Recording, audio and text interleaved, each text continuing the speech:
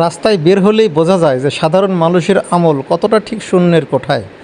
মানুষ এই দাড়ি টুপি সব আছে, কিন্তু কেউ যেন রোজা রাখে না।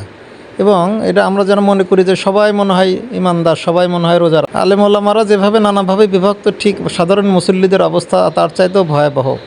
এই দেখেন, দাড়ি আছে, টুপি আছে, এরপরে দেখেন এখানে মোটামুটি যারা রোজা রাখিনি প্রকাশ্যে দিনে দুপুরে দিবালোকে যমুনা সেতুর পাশে দাঁড়িয়ে প্রকাশ্যে নাস্তা পানিতে ব্যস্ত, এরা সবাই কিন্তু মুখে দাঁড়িয়ে আছে। এবং আমরা যদি এদেরকে ইমানদার ভাবি বা ভাবি যে না এরা তো বড় ভালো খাঁটি মুসলিম, এদেরকে যদি ইসলামের মানদণ্ড বিবেচনা করি, তাহলে দেখবেন যে ভয়াবহ অবস্থা। বড় দুঃখ লাগে যে আমাদের দেশের আলেম ওলামারা নানা শতদা বিভক্ত হয়েছে। এরপরে মানুষ যদি একটু ইসলামিক কালচার নিয়ে ব্যস্ত হয়ে পড়ে, ইসলামিক কালচার নিয়ে কাজ করতে চায়, নানা ধরনের ফতোয়া দিয়ে তাদেরকে আটকে রাখে। তবলিগ জামাত মানুষকে যেমন ইমানের বা ইসলামের পথে ডাকার জন্য যেভাবে কাজ করে, তাদেরকে নানাভাবে বাধা দেয়। অথচ সাধারণ মানুষ ইসলাম থেকে ধীরে ধীরে যেন দূরে সরে যাচ্ছে, তাদের আমলে আখলাকে অনেক দূরে।